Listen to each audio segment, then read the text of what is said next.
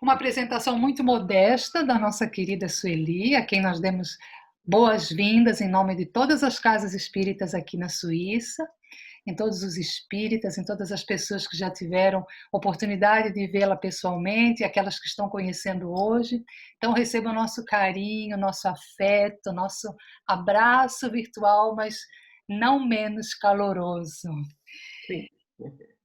Então, para quem então não conhece, né, como eu falei, uma singela aqui biografia, a Sueli ela nasceu em Carangola, Minas Gerais, e reside em Juiz de Fora, no mesmo estado.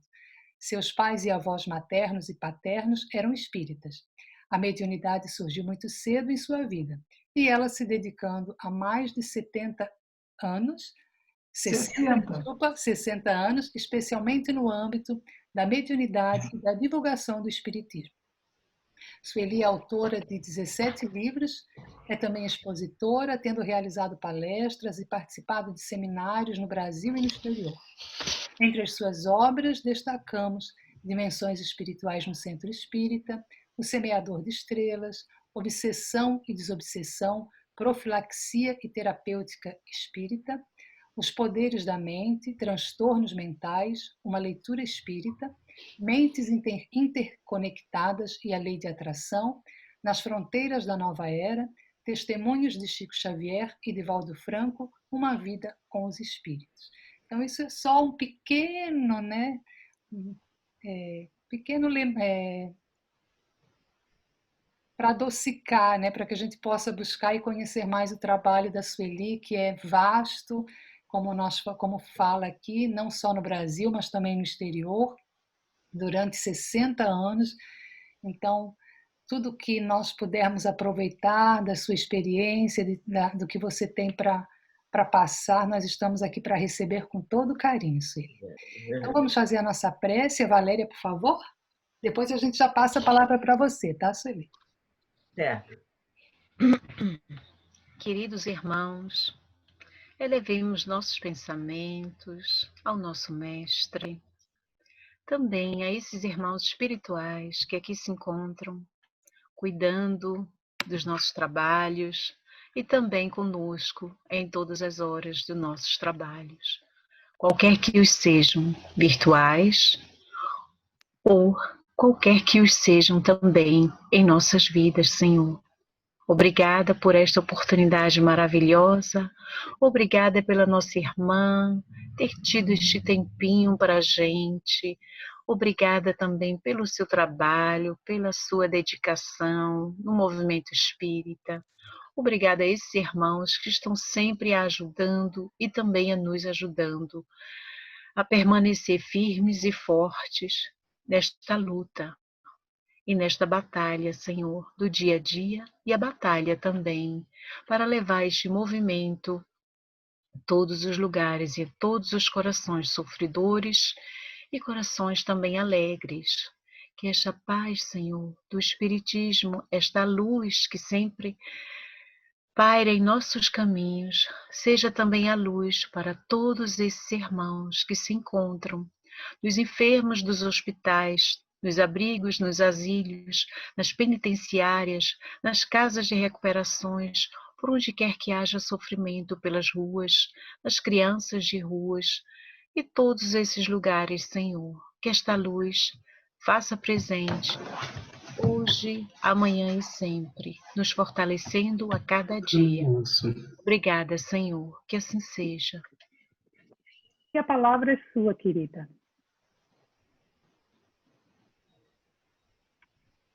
Nesse momento, eu quero ainda saudar aqueles com os quais ainda não havia falado, não é? Desejando a todos muita paz e agradecendo essa oportunidade e de ter tantos amigos queridos aqui comigo. Isso me dá uma força muito grande, me dá um estímulo e também essa sensação de uma só família, conforme a doutrina espírita nos propõe. Vamos falar um pouco sobre os escolhos da mediunidade, ou seja, aquelas dificuldades, problemas que existem quando a criatura começa a ter indícios de mediunidade, mas não conhece nada. Então, pode ter determinadas dificuldades, determinados problemas. Nós sabemos que, ao longo da história dos povos, se nós formos pensar um pouquinho nessa trajetória do ser humano, desde aqueles primeiros momentos, o homem das cavernas, a mulher das cavernas, que veio conduzindo a sua possibilidade de interferir em alguma coisa, escolher, ou seja, o livre-arbítrio já sendo cada vez mais expandido. E com isso, esse ser humano, começa um trabalho de muita criatividade, procurando sempre o melhor, no sentido de vivência, no sentido de se proteger também da natureza, dos animais, de outros contratempos que às vezes surgiam. Mas, em meio disso tudo, às vezes, aconteciam coisas assim bem estranhas que não eram possível de ser entendida. E era a aproximação desses invisíveis, como Leon Denis gosta de tratar, né, no livro dele Invisível. E esses invisíveis, esses espíritos, se aproximavam. E as criaturas tinham noções de alguma coisa diferente, mas não sabiam perfeitamente explicar, ter uma noção de que era aquilo, é uma ideia. E muitas vezes, quando acontecia em determinado momento, próximo a uma pedra, uma rocha, alguma coisa diferente, e havia assim uma sensação estranha, como se estivessem ali acompanhados de pessoas que eles não viam, mas que sentiam as presenças. E, de repente, aquele local onde tinha uma pedra, até às vezes até uma árvore, o tronco da árvore lembrando alguma coisa, a partir daquele momento, eles foram sacralizando aqueles locais porque se tornavam para eles alguma coisa diferente. E isso foi acontecendo sempre. Depois, mais adiante, nós vamos encontrar as tribos, já com os pajés, os feiticeiros da tribo, que tinham um conhecimento, tinham uma percepção muito mais avançada, e assim foi indo sucessivamente. Nós não vamos fazer um histórico porque leva muito tempo, apenas para dizer uma coisa muito importante. Nós sabemos que, à medida que este ser humano foi melhorando a sua condição, inclusive também a vivência, os locais aonde começaram realmente a residir, e assim foi indo até chegarmos, vamos dar um salto no tempo, até chegarmos na Idade Média. Durante essa trajetória toda, muitos momentos foram com muitas presenças de espíritos que depois, mais adiante, com esses pajés, com esses feiticeiros, depois com os profetas, e assim sucessivamente, até alcançarem um entendimento mais profundo, um entendimento melhor. Mas havia uma coisa muito curiosa.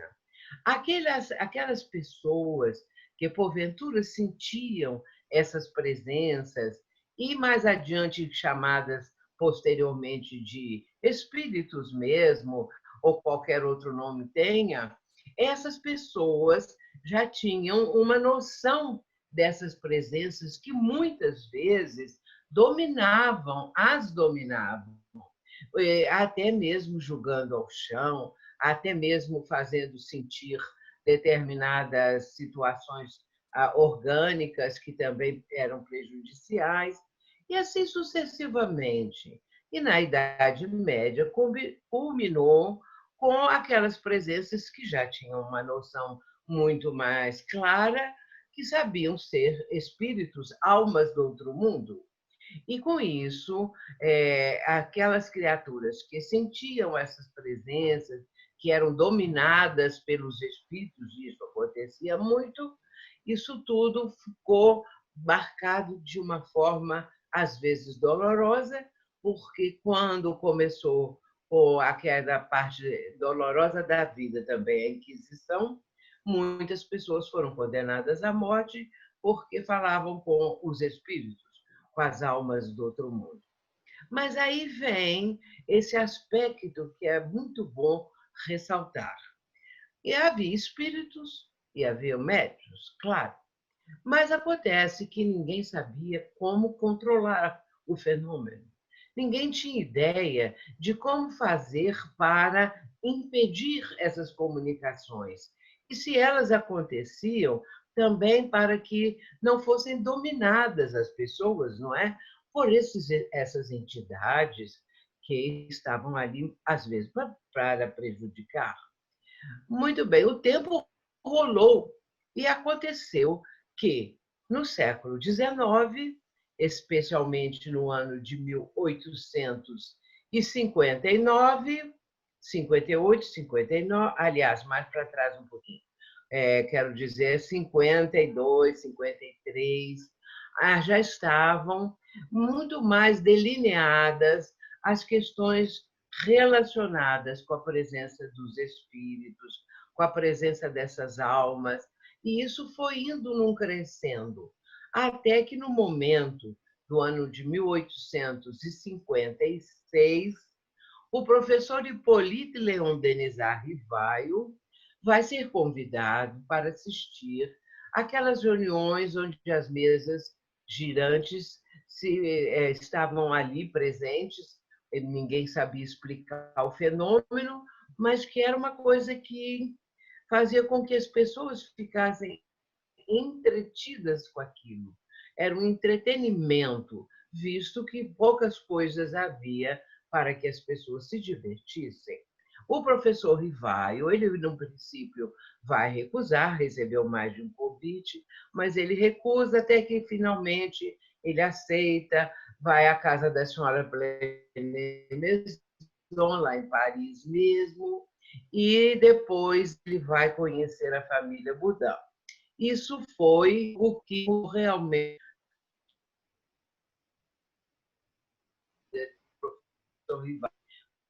e com a família Boudin, as filhas adolescentes já eram já há bastante tempo e tinham muitas mensagens donadas, cadernos e mais cadernos, e ele também vai tomar conhecimento da sua missão. E essas vão indo de tal forma que em 1857, ele lança a primeira edição de O Livro dos Espíritos, com 501 perguntas, e depois, mais adiante um pouquinho, a obra para em 61 ele vai lançar com 1019 questões.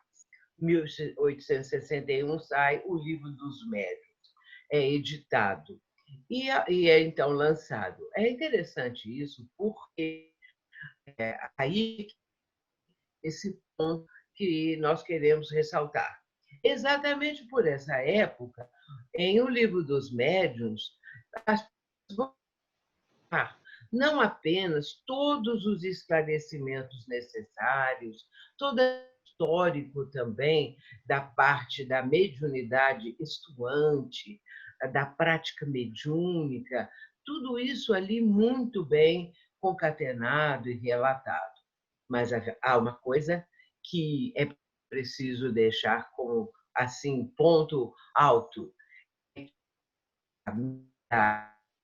com a luz da doutrina espírita, torna possível ser controlada.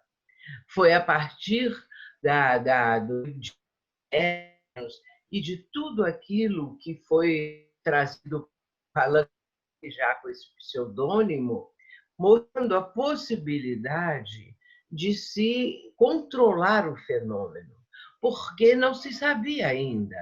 E com isso, esse entendimento facilita muito, esse entendimento do controle das comunicações e até mesmo de impedir que aconteçam, quando é que já tem um cabedal maior de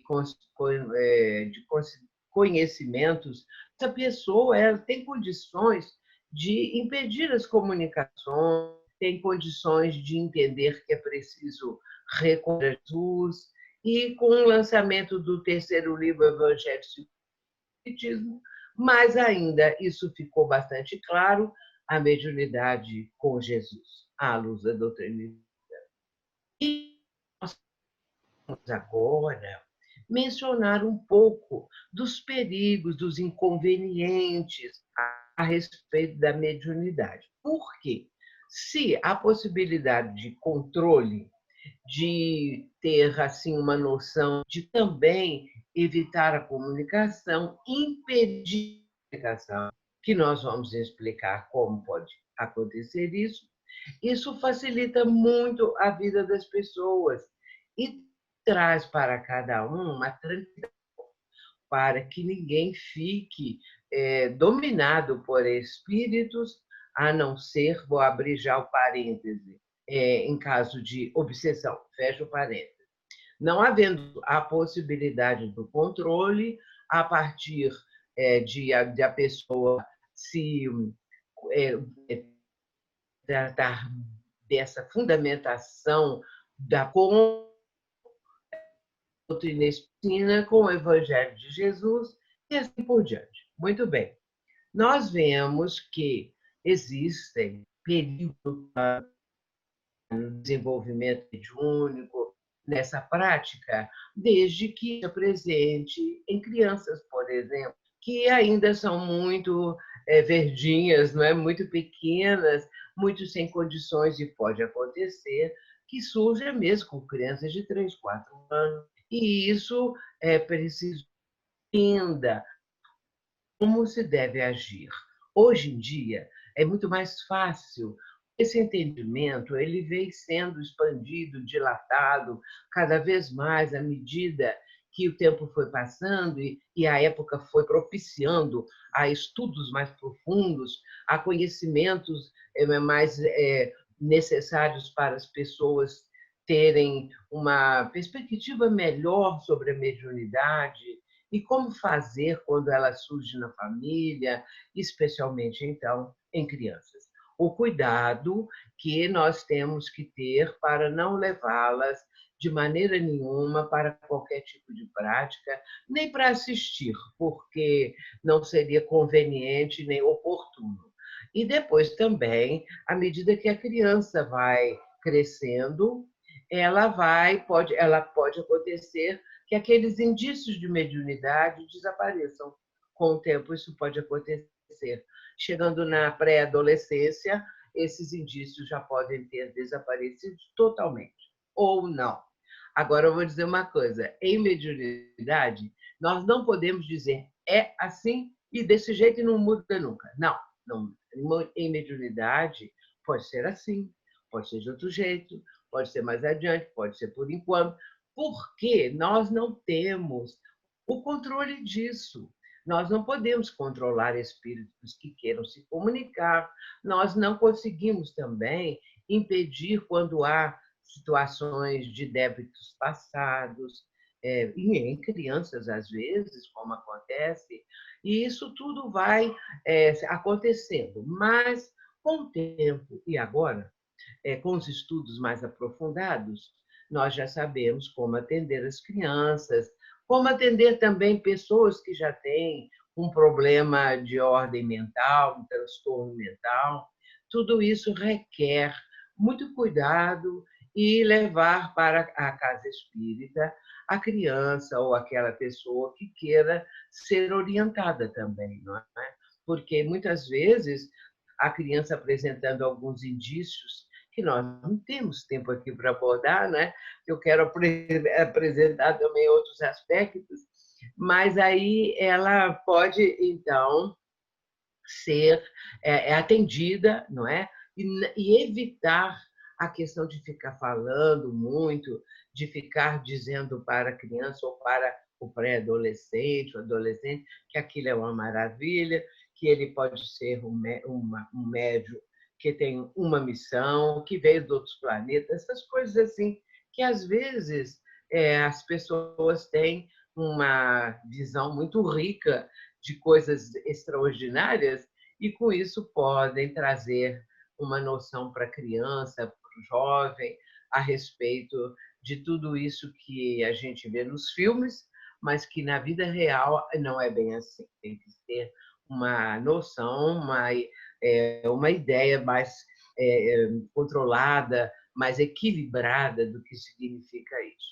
Esses perigos relacionados com a criança, com a pessoa que tem um transtorno mental, nós vamos aprendendo, então, a como cuidar disso. E a Casa Espírita deve também estar preparada para receber, nos dias de hoje, principalmente, receber aqueles que chegam e apresentam algum tipo de situação assim. Outro ponto que Kardec ressalta, que entre os escolhos entre os escolhos da mediunidade, vamos encontrar o mais difícil de ser atendido, que é a obsessão. Por que é mais difícil ser atendido? Porque a obsessão é de ordem espiritual. E, nesse caso, o espírito vem e vai, muitas vezes, cobrar coisas do passado. Por que eu falei que é espiritual? Porque nos transtornos mentais, como, por exemplo, o TOC, que é o transtorno obsessivo-compulsivo, muitas vezes as pessoas confundem e pensam que a palavra obsessivo, transtorno obsessivo-compulsivo, TOC, as pessoas pensam que esse obsessivo significa obsessão espiritual.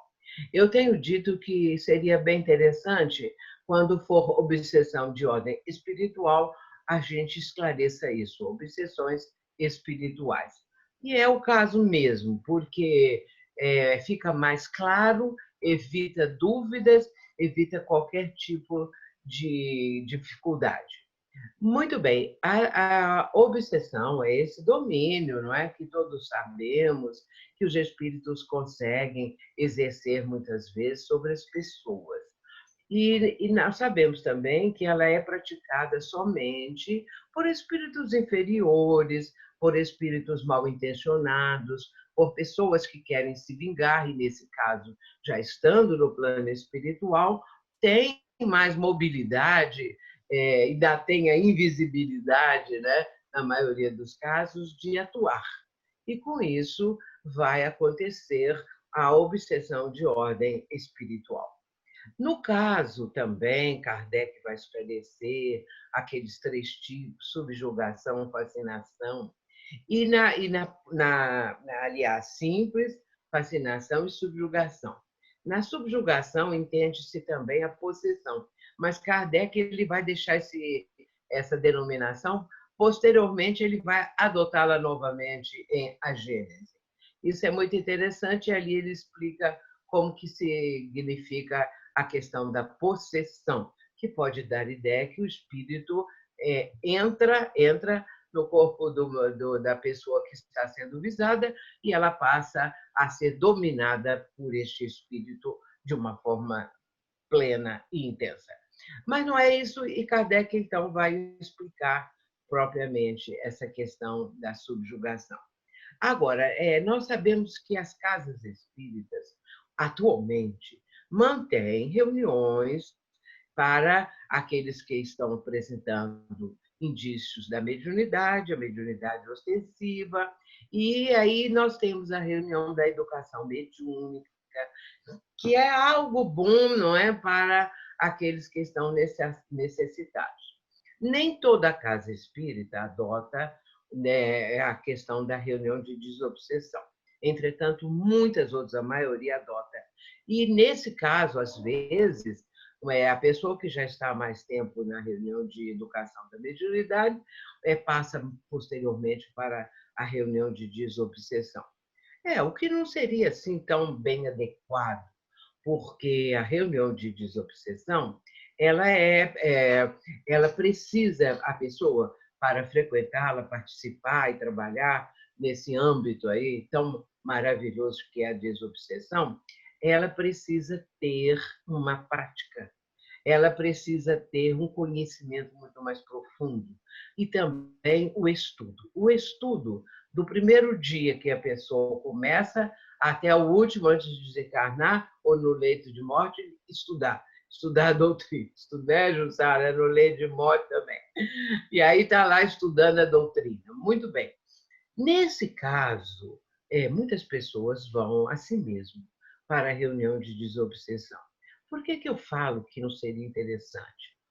Porque a reunião de desobsessão, quando realmente ela já está numa caminhada, numa estrada, num trabalho, digamos assim, bem mais intenso, bem mais de responsabilidade, é claro que aqueles que constituem o grupo precisam ter muita experiência. E, nesse caso, é preciso também que tenham uma noção a respeito da vigilância. Vigiar. Porque esses espíritos que ficam de prontidão, olhando nós, os médiuns, os trabalhadores da última hora, os trabalhadores de maneira geral, e especialmente os dessa área mediúnica, é claro que eles ficam olhando, procurando uma brecha para a atuação, procurando um descuido, a fim de que eles possam aí conseguir um assédio mais intenso, mais constante. E aí nós vamos lembrar, não é, que Jesus vai nos recomendar muita vigilância mesmo. Essa frase vigiar e orar é muito citada, mas em Marcos nós vamos encontrar, no capítulo 13, um momento em que Jesus está falando de uma forma ainda mais completa. Ele fala: olhai, vigiai e orai, usando esse outro verbo, olhai. Por quê? Porque a pessoa deve olhar como está a sua vida, olhar em torno, os acontecimentos, para que ela possa ter uma vigilância ainda mais consentânea com aquilo que está acontecendo, com aquilo que está vivenciando, com aquilo que ela precisa ter cuidado. É olhar, vigiar e orar. Eu gostei muito desse olhar, dessa expressão. São 3 verbos no sentido imperativo. Mas aí eu resolvi olhar o que o Haroldo Dutra Dias traduziu. Eu fui lá olhar o Novo Testamento, né, traduzido por ele, e fui olhar essa passagem assim. E ele está falando de uma forma também muito boa, muito interessante, não podia ser de outro jeito. É assim, atentai, vigiai e orai. Eu gostei demais do atentar, porque o atentar ele é mais forte do que o olhar, né? Se você vai olhar, tá bom. Agora, se você tentar ficar atento, aí você tem uma dupla vigilância. Primeiramente, você está tão atento, já está vigiando, né? Olhar, atentar e vigiar e orar. Portanto, o médium que está no trabalho de desobsessão, ele precisa ter isso demais, sempre presente. E muitas vezes um médium, um pouco incipiente ainda, um tanto inexperiente, ele não tem ainda a noção dessas presenças, a atuação e como isso é profundo e como isso acontece. E, nesse caso, ele pode abrir a guarda, não é? Ele pode não estar tão vigilante assim.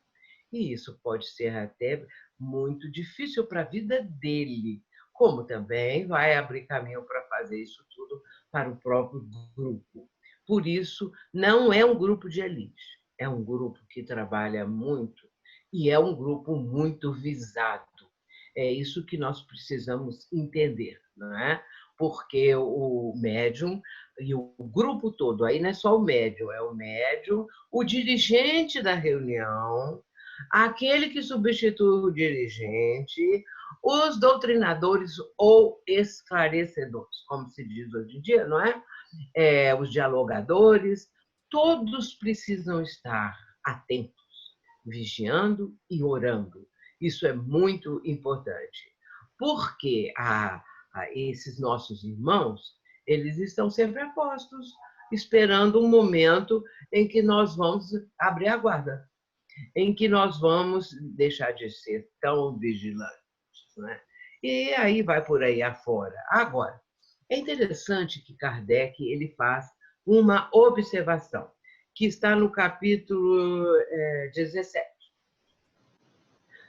no item 216. Ele vai falar que, às vezes, o médium acha que ele já está pronto, que ele já está preparado, que ele já tem uma certa experiência, que já estudou um pouco mais, então ele está preparadíssimo. Mas nós sabemos que, na verdade, isso não acontece. E Kardec fala: não, não, não, não tem médium preparado, não.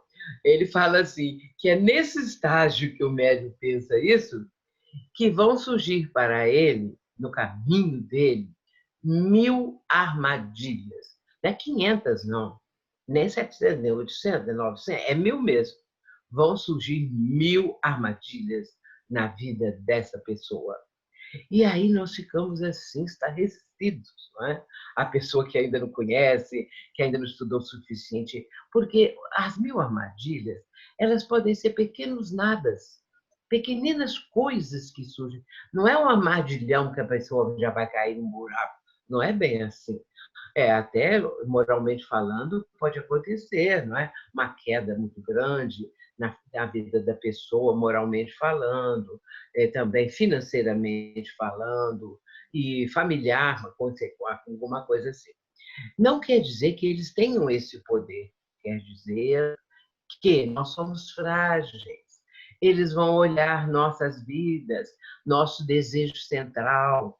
E aí, a partir desse desejo central, qual é o nosso ponto fraco, é que eles vão atuar.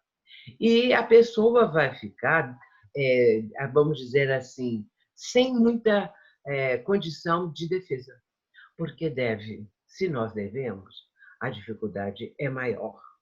Mas quando às vezes eles fazem isso só pelo fato de querer realmente prejudicar, sem que haja um passado, sem que haja alguma coisa mais séria, ainda assim é perigoso, ainda assim é muito complicado, complexo, mas é menos do que quando há essa retaguarda, essas vivências anteriores, e esse espírito está cobrando, porque antes nós éramos algozes e eles vítimas.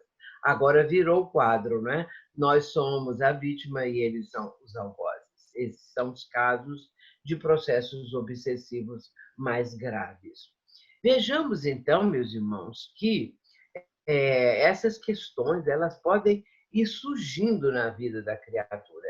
Outro ponto que também, quando a reunião de desobsessão já tem assim uma experiência de muito tempo, o que vai acontecer? Vai acontecer uma coisa muito curiosa: comunicação de espíritos que são aqueles que vêm para fingir. Então, esses espíritos, eles são mistificadores. Vem um mistificador na reunião. Comunica-se através de um médium. Pode ser que o médium não perceba, pode ser que ninguém na reunião não perceba, mas às vezes um percebe. Ou pode ser o dirigente, pode ser o próprio médium, que vai entender que ali está um espírito fingidor, está fingindo.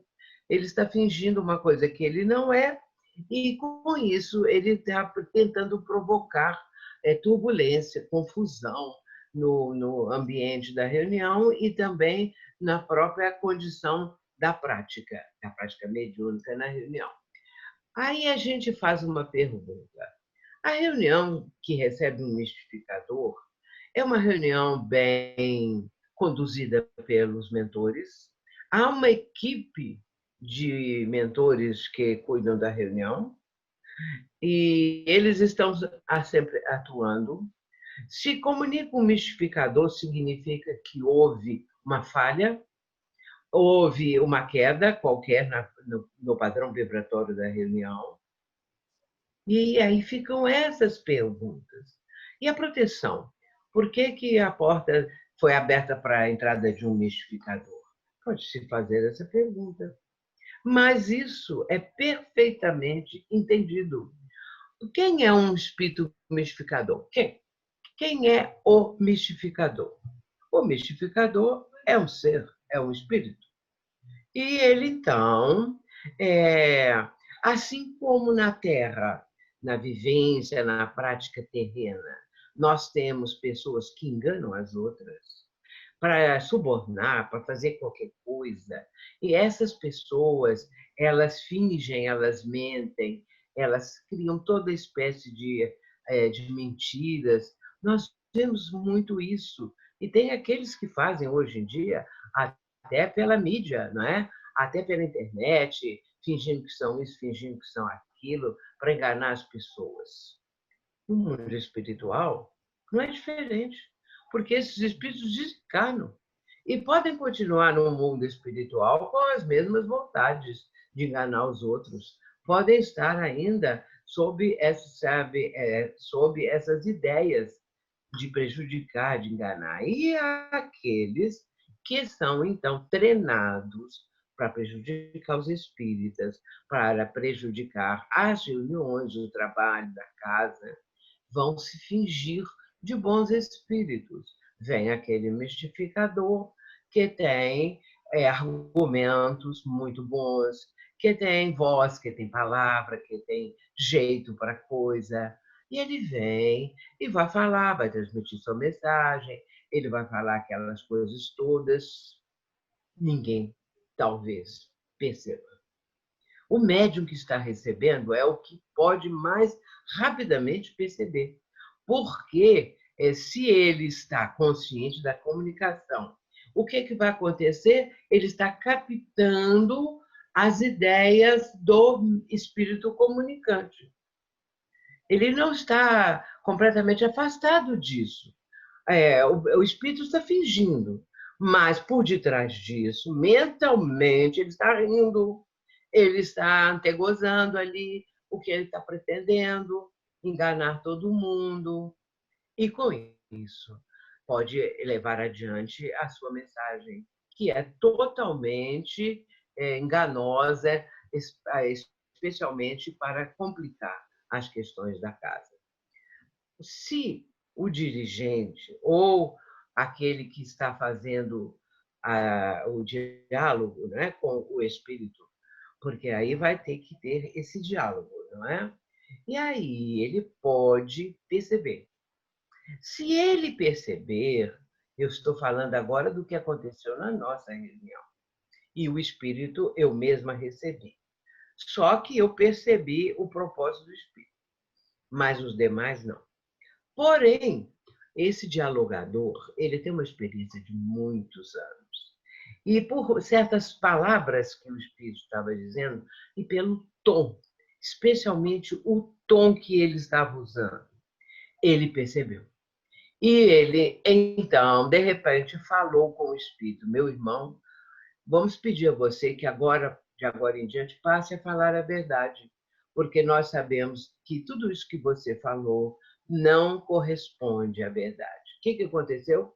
O espírito deu uma gargalhada e falou: espertinho, hein? Você descobriu.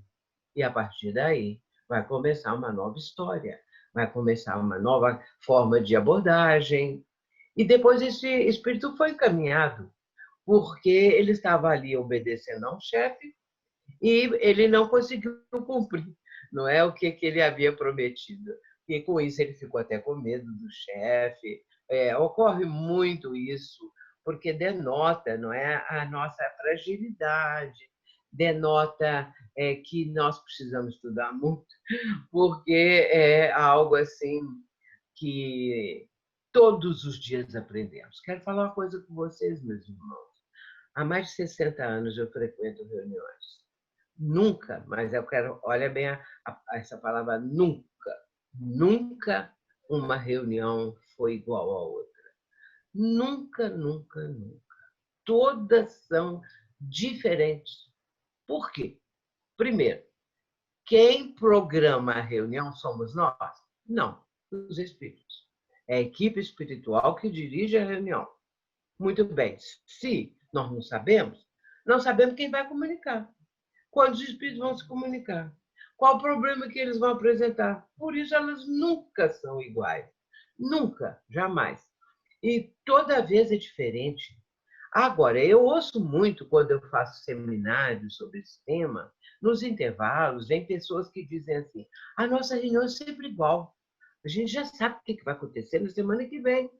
Ou então, quase sempre são iguais, se repetem. O que está acontecendo? E aí a gente vai explicando, não é? Vai conversando. Outro caso também, por exemplo, a pessoa falou comigo assim: Sueli, a nossa reunião tem um médium que não deixa o, o dialogador falar. Porque quando ele começa a falar, o espírito fala tanto que o dialogador tem que parar, porque não fica duas pessoas falando. E a gente não consegue. O que deve fazer? Eu falei, fala para o médico calar a boca. Uma coisa tão simples. Fala para o médico não falar, não transmitir a palavra do Espírito. O Espírito vai ficar danado. Mas acontece que é o único jeito, uai. Fala com. Não precisa falar nada, é só quando começa o Espírito começar a querer falar, o médium fica caladinho. E vem à sua mente aquelas palavras que o Espírito queria dizer, mas são as mesmas da outra semana. É calar a boca, não falar mais nada. É o processo. Não tem coisas que não são tão difíceis. Elas são facilitadas porque o próprio estudo nos mostra isso, né? Outro ponto também que pode se transformar num perigo, num desses escolhos, que é a evocação dos espíritos.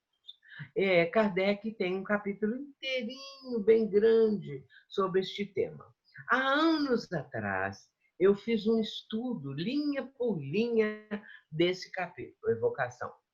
E aí eu notei o seguinte, que Kardec tanto falava em certos momentos que a evocação era bom, e em outros momentos ele falava que deixar a comunicação assim à vontade, esperando os espíritos, porque aí a espiritualidade encaminhou, não é?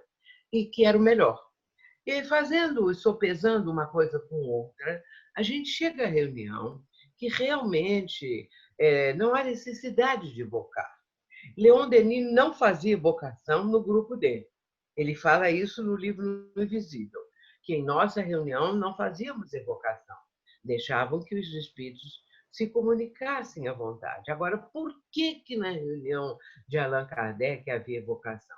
Porque Kardec tinha pressa, porque os espíritos tinham pressa. Se precisavam fazer algum tipo de estudo sobre espíritos suicidas, eles não iam ficar ali parados esperando que alguma hora um deles comunicasse. Ou um outro qualquer, que era assaltante de estradas, que roubava, que fazia isso, fazia aquilo, criminoso arrependido. Então, por isso se evocava de acordo com a necessidade do estudo que Kardec tinha que fazer. Agora, é muito interessante que Kardec, falando dessa questão que devemos ter cuidado, não é? Para não precisa estar evocando, é aquela frase que ele fala assim: evoca um rochedo e ele te responderá, porque há sempre espíritos prontos a responder, a dar uma palavra. Olha que coisa mais interessante. Então, eu gosto demais dessa passagem. Evoca o rochedo e ele te responderá. E aí ele vai dar um exemplo, Kardec, não é? Do caso dos pintacilgos, que é assim maravilhoso, é uma graça esse caso. E então eu tenho encanto com esse caso, ele é encantador. Então tinha um homem que perto da casa dele, assim perto do jardim dele, ele via nas arvorezinhas ali um ninho de pintacilgo e tinha os filhotinhos e tinha a mamãe pintacilga. E então ele acompanhava aquilo, achava lindo. Até que um dia, quando ele vai olhar, que Deus, o ninho tinha sumido. E ele ficou procurando, pensou, foi o gato que matou os seus filhotinhos e tal, e procura daqui, procura dali, não achou. Como ele era médium, resolveu evocar a mamãe Pitacilga. E ele vai à reunião e evoca a senhora Pitacilga. Acontece que ela comunica, porque ela também estava louca para contar, não é? Então, ela se comunicou E falou assim que eles não tinham morrido, não, porque eles ficaram escondidos do jeito que eles caíram, que o ninhozinho caiu, ficaram escondidos debaixo de uma torceira lá de planta, qualquer coisa assim, não morreram, estavam lá, que ele poderia ir lá que encontrariam todos os filhinhos dela. E assim o homem fez, e deu tudo certo.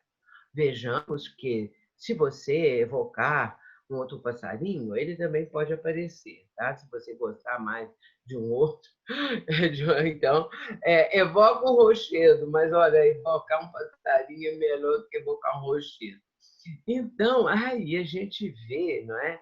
Como que isso tudo é rico. A doutrina espírita, ela é de uma riqueza. A mim me fascina. Quanto mais eu leio, quanto mais eu estudo, quanto mais eu falo, mais alegre eu fico com a nossa doutrina, mais feliz, mais vontade eu tenho de aprofundar, de aprender mais, de estar mais à frente do estudo, né? Confrontando tudo. E aí eu me lembro do Espírito de Verdade. O Espírito de Verdade, ele vai falar, em O Livro dos Médiuns, ele vai falar a respeito, Espírito de Verdade, vai falar. Ele vai falar da seguinte forma: estudai, comparai e aprofundai.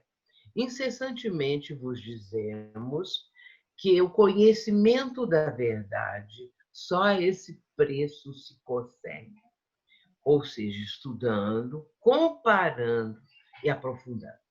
O comparar é fantástico, porque a doutrina, ainda mais agora, nos tempos atuais, como, por exemplo, o André Luiz, com tanta coisa rica que ele trouxe para nos ensinar, já existem livros científicos, livros de uma área, de outra área e tal, que trazem explicações daquilo que André falava lá e fala lá no livro, que está na obra toda dele, e aí você vai encontrar a confirmação de tudo que André Luiz falou. Então, isso é fantástico. Isso nos enriquece. Por isso, aí você compara. Estamos estudando e comparando com as descobertas da ciência, com as confirmações da ciência, porque aí nós sentimos que o espiritismo ele é algo que realmente extrapola tudo que a nossa emoção, inteligência, coração, tudo o que nós pensamos, a nossa consciência, nós vamos verificar que a doutrina espírita está muito acima de qualquer coisa. Ela é o futuro realmente. Ela traz de tal forma aquilo tudo que nós vamos vivenciar ainda e que nos está dando assim alguns leves toques para que tenhamos alguma percepção do que virá, é que nós vamos encontrar também essa base da doutrina, essa fundamentação. Ao mesmo tempo, essa projeção espiritual que o Espiritismo traz para as criaturas humanas. O Espiritismo está diante do tempo, ele está avante, adiante de tudo. E aí, o que foi dito, o que está escrito, aos poucos nós vamos verificando que aquilo tudo é real. E, por exemplo, como André Luiz ele romanceou um pouco a obra dele, às vezes as pessoas não dão tanta importância, nem tanto valor, mas para ficar mais atraente, está no aspecto romanceado, não é? Ele contando aquilo tudo, mas é algo que traz ali a ciência. E são obras que, a partir de Nosso Lar, o que nós vamos encontrar? Nosso Lar, Os Mensageiros, o Mundo Maior, vai crescendo. O conhecimento vai crescendo, até chegarmos no Evolução em Dois Mundos, que é um livro assim extraordinário. E o Mecanismo da Mediunidade e mais alguns outros, não é? No Mundo Maior é um livro extraordinário. Aliás, se a gente for ficar falando de um por um, nós vamos falar que todos são maravilhosos, todos são extraordinários, não é? Então, isso tudo que nós estamos falando aqui é para mostrar o quanto nós somos beneficiados com a doutrina, o quanto nós estamos colhendo desses ensinamentos todos para o nosso futuro, porque nós vamos também absorvendo esses conhecimentos e isso nos faz crescer. E o crescimento é tudo no mundo espiritual, o crescimento espiritual. E às vezes pensamos agora essa pandemia, como é que vai ser? Como estão as coisas? Quando isso tudo abrir, voltar à vida comum como era antes, já vai ser tudo diferente. E como que as coisas vão funcionar? E aí ficamos nessa perplexidade de ver o que estamos passando e o que poderá vir a ser. E aí precisamos entender bastante isso. Não é? É importante que nós estejamos, vamos dizer assim, estruturados na doutrina e no Evangelho do Cristo, para, ao irmos para lá para fora, quando começarmos a abrir as nossas casas, isso é o nosso sonho, né? Abrir as nossas casas espíritas, encontrar os companheiros, mas que saudade, que vontade de estar junto. E aí a gente já tem uma dimensão amorosa mais adiantada, mais profunda. É uma coisa belíssima. Muito bem. Mas quando abrir tudo, como vamos estar? O que vamos fazer? Como vai ser também as criaturas todas, os outros países? Como isso vai se apresentar para nós? O que nós devemos, como devemos contribuir? É aí sempre com consideração em relação às pessoas, respeitando as pessoas, sobretudo ensinar as crianças isso. Nós todos, a minha geração e outras bem mais novas, não é? Mas essas gerações, não as atuais, mas até há umas 3 atrás, os pais ensinavam aos filhos respeitar as pessoas, respeitar as condições, respeitar os mais velhos, respeitar isso. Hoje não, ninguém respeita nada porque não aprenderam, não é? Isso é uma pequena, vamos dizer, uma pequena experiência ou uma pequena que eu estou trazendo aqui, né? Observação. Mas outras coisas muito mais graves, gravíssimas, os pais deixaram sem orientar os filhos, não é? Atualmente está havendo agora uma corrente que está querendo mostrar que é preciso transmitir valores morais, éticos. É preciso também falar de Deus. Quantas pessoas estão por aí falando que não acreditam em Deus? Aumentou o número de pessoas, não é? Não acreditam em Deus, zombam de Deus, zombam de Jesus, e assim por diante. Agora, nós aprendemos sempre, não é? Que devemos ter esse respeito, e a partir disso também o amor, a fraternidade, não é? Termos essas condições que são aquelas eternas, que o espírito precisa ter esse princípio, não é? É um princípio da lei moral, as coisas mais básicas, respeitar o próximo, respeitar a opinião do próximo, respeitar os mais de idade, os doentes, ou isso, e vai por aí afora. Isso é o básico.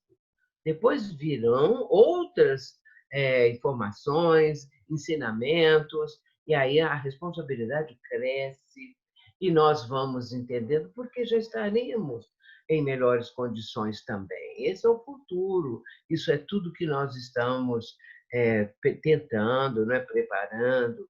E com isso, nesse conjunto de pequeno, foi um pequeno conjunto apenas, não é, do que eu falei a respeito dos perigos, a respeito dos escolhos, né, da mediunidade. É preciso lembrar uma frase muito importante de Erasto.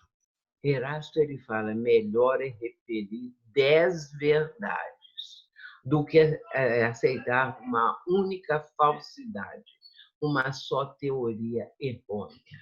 Tem gente que fala 9 verdades.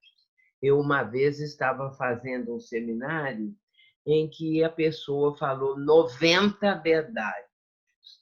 Então, as pessoas vão colocando um número, né? É melhor rejeitar 90 verdades do que admitir uma única falsidade. Mas é 10, porque é um nome inteiro, né? E é um nome que traz para nós assim, essa ideia do que nós devemos rejeitar.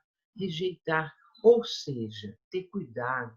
Não é ir aceitando tudo que aparece, porque muitas vezes esses espíritos mistificadores, fascinadores, estão dominando médiuns, pessoas que transmitem coisas totalmente errôneas, totalmente que não estão fundamentadas na doutrina espírita e também no Evangelho de Jesus. Nós temos que ter muito cuidado. Nós temos aí o exemplo de médiuns que respeitamos tanto, que admiramos, como nosso querido Chico, né? Nosso amado Chico Xavier, que deixou para nós exemplos maravilhosos. Temos Divaldo Franco, temos o exemplo de Ivone Pereira, e Divaldo Franco também, com um conjunto de ensinamentos que ele já psicografou. Hoje em dia, Chico Xavier já está com 500 livros, porque mensagens que estavam esparsas foram sendo selecionadas e compondo mais um livrinho daqui, mais um livrinho dali, e de 450 eu soube agora pelo Geraldinho Mendes, Geraldinho Lemos Mendes é um daqui de Juiz de Fora, Geraldinho Lemos, que falou agora que já são 500, mas 450 também já estava bom, não é? Então, essas obras são obras que elas têm uma fundamentação da doutrina e também de Kardec e Jesus, não é? Então, aí é preciso a gente ter esse cuidado para não enveredarmos por essas outras obras que estão prejudicando, confundindo, misturando. E isso tudo, a gente não tem preconceito. Acho que sempre temos que falar sobre o preconceito. O espírita não deve, nem pode de maneira alguma ter preconceito de espécie nenhuma.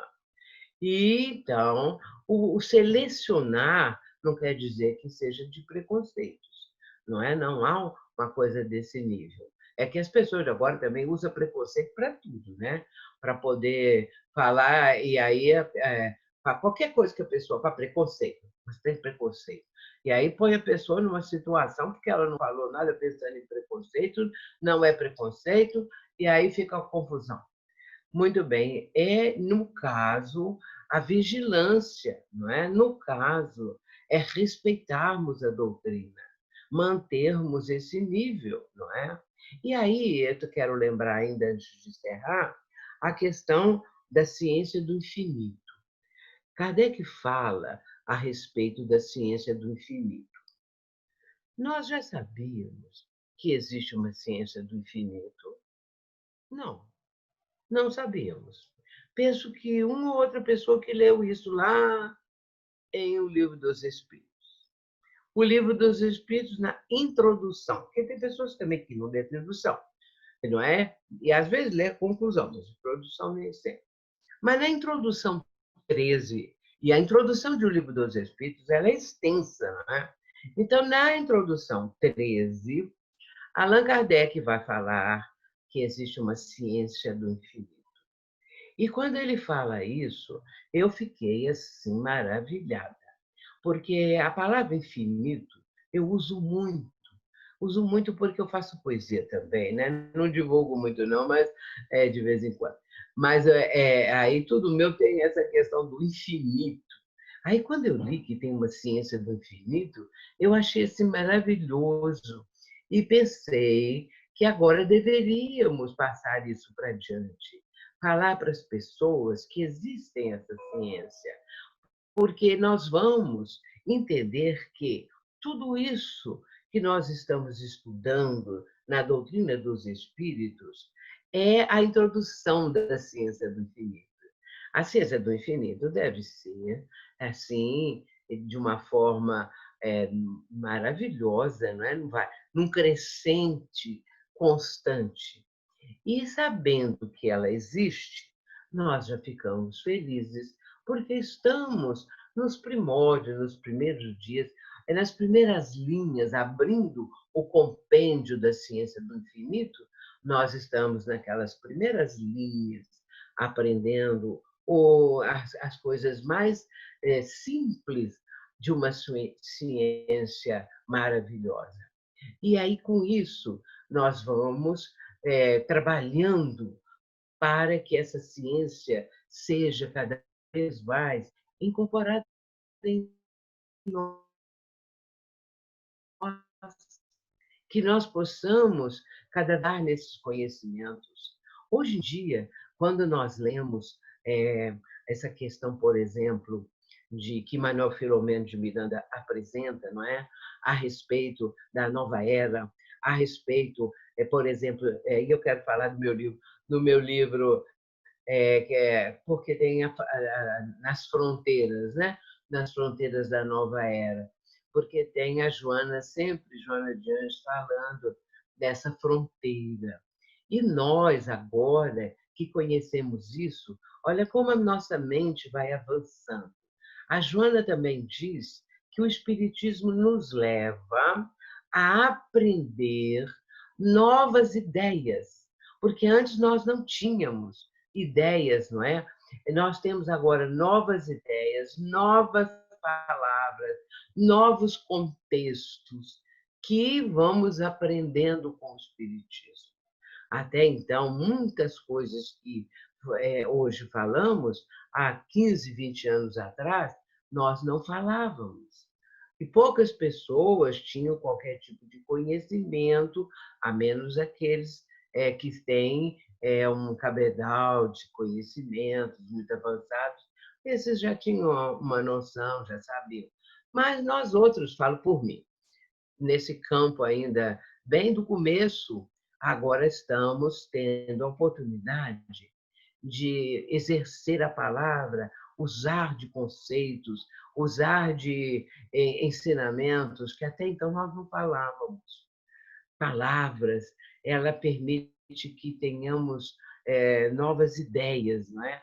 Uma abertura, e a doutrina nos proporciona isso, a abertura dos nossos horizontes mentais.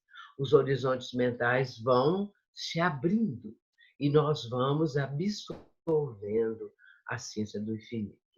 Então, meus irmãos, nós falamos um pouco aqui dos inconvenientes, dos perigos da mediunidade, desculpe, da mediunidade.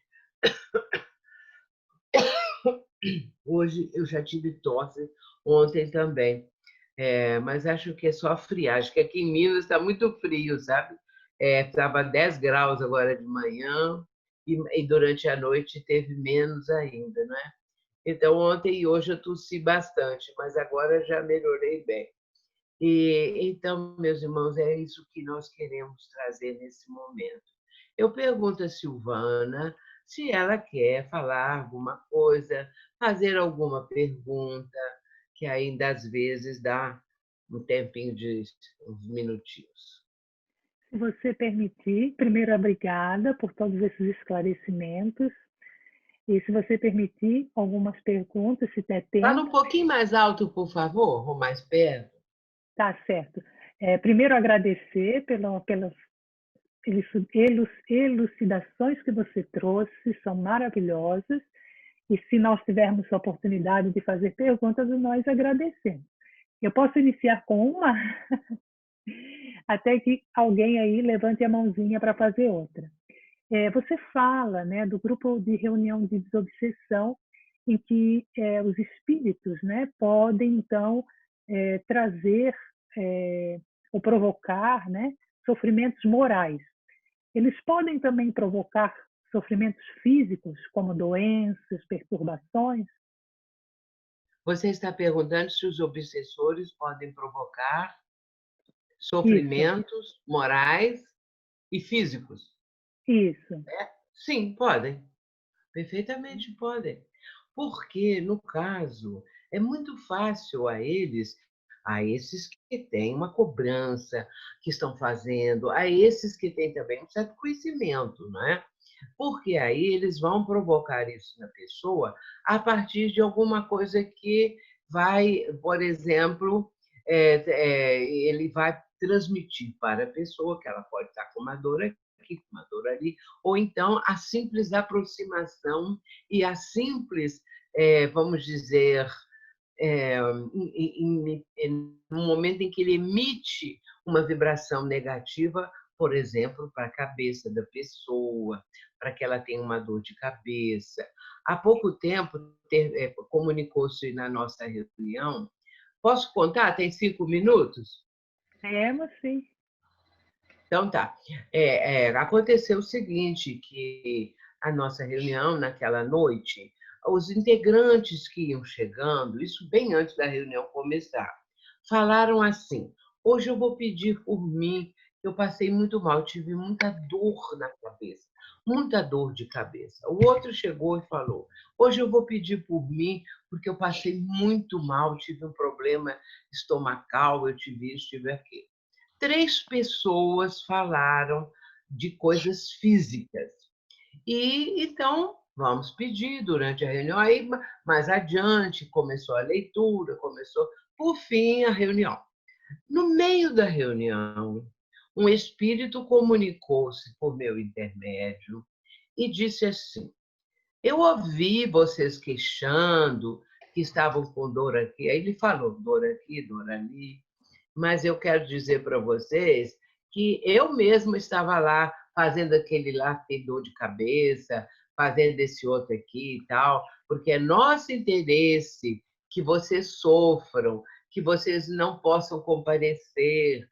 Aí ele virou e falou assim: vocês não dizem que sofrimento faz a pessoa evoluir? Eu ouço vocês falarem isso. As pessoas estão sofrendo, então estão evoluindo. E, nesse caso, nós estamos ajudando vocês a evoluir, provocando sofrimentos em vocês. Vocês deveriam nos agradecer, porque, ao provocar sofrimentos em vocês, vocês estão evoluindo com aquilo que nós estamos provocando. Olha como que ele fez uma virada no assunto, não é? E um sofisma a partir daí. Então, eles têm esse tipo de possibilidade, sim. Esse já foi logo falando 3 coisas, cada para 3 pessoas diferentes, não é? Então, muitas vezes, o que a pessoa pode estar sentindo repentinamente, se ela fizer uma prece, se ela verifica se naquele dia ela teve um contratempo, um aborrecimento, se ela ficou com algum tipo de pensamento negativo, alguma coisa, porque eles usam isso. Eles usam o momento da fraqueza, o momento em que a pessoa abre a guarda, né? Que ela aí não está vigilante, e com isso eles encontram o necessário, a necessária condição de atuar negativamente, prejudicando a pessoa. E eles notam também qual é o ponto fraco da parte física da criatura, né? Porque 2 dessas pessoas tiveram dores, uma teve dor estomacal e a outra teve dor que ela supôs que era no peito, qualquer coisa na área cardíaca. Eles aproximam e, observando isso, vão atuar exatamente naquele ponto. Isso dá a resposta a essa pessoa que nos perguntou. Obrigada, Sueli. Alguém tem alguma pergunta para fazer? Vamos aproveitar, por favor. Valéria, pode fazer, por favor. Posso? Sueli, é só acrescentando uma coisa que você falou, me deixou bastante curiosa. É o seguinte, essa história que você falou do espírito que chega e fala o tempo todo e quase não para mais, que o dialogador tem que deixar ele falar e no momento ninguém pode fazer mais nada porque ele fala. Nós tivemos também casos assim. Mas depois, como a gente também viemos ter também agora várias vezes, vários cursos mediúnicos agora, com uma pessoa também muito experiente, e notamos também que esse problema não era tão do espírito, era do médium. O médium, ele era assim mesmo, ele falava o tempo todo. Quer dizer, aí a gente tendo uma conversa rapidinho com o médium depois, separado, dizer, olha, vamos, a gente tem horário, não pode estar falando o tempo todo, você tem que controlar mais a sua comunicação, o espírito não pode falar ali o tempo todo. E aí a gente descobriu que realmente era do médium. E ele falava tantas coisas repetitivas que realmente era da pessoa mesmo que era assim. Aí depois ele teve que controlar um pouco e melhorou. Foi, foi bom. Olha, pode ter acontecido da pessoa também querer se mostrar, não é? Porque temos aqueles que começam, quando começa a parte mediúnica, ele quer ser o primeiro a dar comunicação. Nunca é outra pessoa, é ele mesmo, só aquela pessoa, ele ou ela, né? Então é o primeiro sempre. O nosso mentor, o meu mentor, ele me ensinou o seguinte, que eu deixasse todos falarem, todos darem a comunicação, porque eu já tinha mais prática. Então, ele falava assim comigo, assim como alguém te ajudou, te deu a mão, te deu abertura e tal, agora você dá para os outros. Então, eu faço sempre isso, entendeu? Então, os espíritos, às vezes, as pessoas gostam de ser o primeiro, de se mostrar, qualquer coisa assim, um pouco de vaidade e tal. Mas foi bom vocês terem conversado, porque cai a ficha, como se diz, né? A pessoa percebeu. Às vezes ela nem estava percebendo o quanto ela dominava a reunião, não é? Então Isso. foi bom. Agora, naquele outro caso, era o espírito mesmo que Ah, é? fazia isso. Ok. Quantas artimanhas, Tem quanta mais uma, coisa, né? Isso. tem mais uma É. pergunta, o Bruno quer fazer. Bruno, por favor. Boa noite. Muito obrigado, Sueli, por toda a sua informação, pelo tempo tomado para nos explicar. Bom, Não, Sueli, você me ouve? Estamos lhe ouvindo. Ah, tá. Bom, mas eu não estou por causa do problema, eu estou de aparelho, mas não sei por que não funcionou, não estou ouvindo. Fale mais alto, Bruno, por favor. Ah, agora sim, pronto. Falarei. Bom, Pronto, agora estou ouvindo bem. Bom, boa noite a todos. Boa noite, Sueli. Eu comecei agradecendo a senhora pelo tempo tomado para nos explicar e trazer tantas boas novas. Eu sou médium e eu tenho acesso a algumas mediunidades, no sentido da fala, no sentido da escuta e da visão. Eu vejo, eu escuto e eu vejo, escuto e eu consigo comunicar com eles. Existe dentro da obsessão algum mecanismo em que o médium consiga perceber se ele está sendo, digamos assim, se ele está sofrendo alguma perseguição espiritual? Pode acontecer. É o Bruno que está falando? Isso, sou eu. Bruno, é o seguinte, você disse que tem essa percepção de ouvir, de ver, não é? Que você está falando e tal. Isso a mediunidade permite isso, realmente. Mas no trabalho que você exerce, porque isso é um trabalho da captação, e muitas vezes, aí você não disse, mas eu imagino que muitas vezes você vai captar também algum tipo de mensagem, alguma coisa que você tire um bom proveito, não é? Sim. Pois é, muito bem.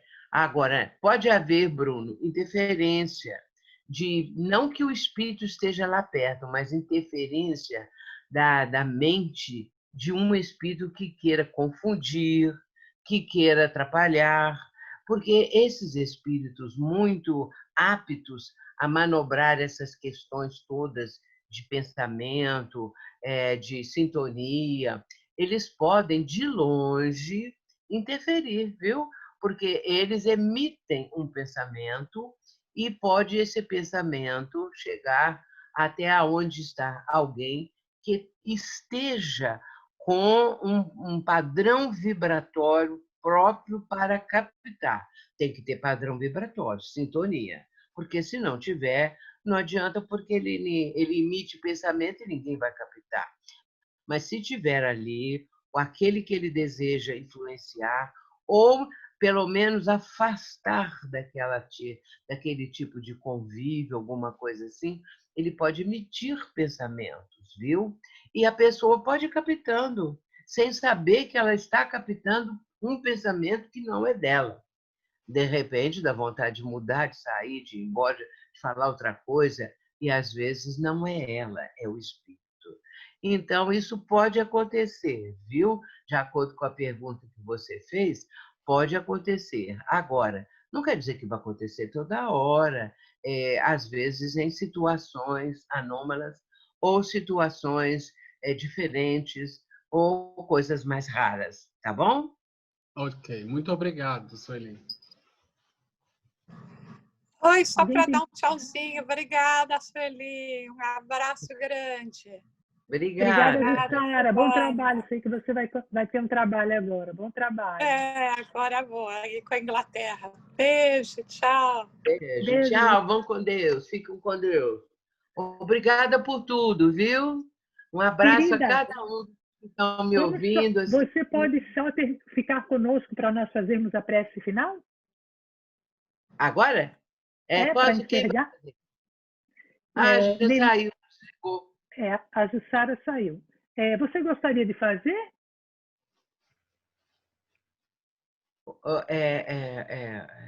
Silvana? Oi, querida. Você gostaria de fazer a prece final para nós? Eu?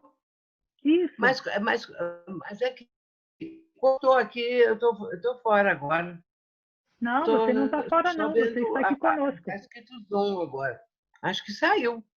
Não, você está conosco. É que você deve ter tirado na tela, mas você está conosco. Ah, é? Sim. Então, você gostaria de fazer a prece final para nós encerrarmos? Então, já que vocês estão ouvindo, eu estou achando que ficou fora, que eu fiquei fora, sim? Então, vamos orar, não é? Vamos elevar o nosso pensamento para que, nesse instante, que possamos captar essas presenças amorosas que sempre estão do nosso lado, que vêm em nome de Jesus. Senhor Jesus, nosso mestre e amigo de todas as horas, aqui estamos agradecendo, Senhor. Agradecendo em primeiro lugar tudo que temos recebido, todas as bênçãos, o amparo, a proteção, e recebendo, Senhor, a doutrina espírita como aquela chave para abrir para nós essas portas espirituais que tanto necessitamos para o nosso crescimento, tal como insiste, Senhor, quando através do teu evangelho abristes então antes totalmente novos, aos quais agora estamos ingressando, graças ao Espiritismo. Nós agradecemos por tudo isso, Senhor, e estamos pedindo bênçãos, bênçãos para a humanidade, tão necessitada nesse momento. Que a tua luz, a tua paz e a misericórdia infinita de Deus possam recair sobre toda a humanidade, todas as criaturas, Senhor, a fim de que esse momento de pandemia, esse momento de testemunhos que todos estamos prestando, desde aquele mais longínquo rincão do planeta até as metrópoles mais famosas, todos estamos vivenciando momentos diferentes, momentos decisivos, e por isso agradecemos, Senhor. E pedimos que o teu amparo, a tua bênção, a tua proteção possa, então, envolver a cada um. E assim prosseguirmos, Senhor, a jornada evolutiva entendendo que somos uma só família, a família do orbe terreno, a família que tem como patrono, como governador espiritual, o nosso Mestre Jesus. Que a tua paz, a tua luz e o teu amor estejam conosco, ó Pai do céu, e estejam conosco também, Senhor Jesus, a tua proteção e a tua bênção. Que assim seja.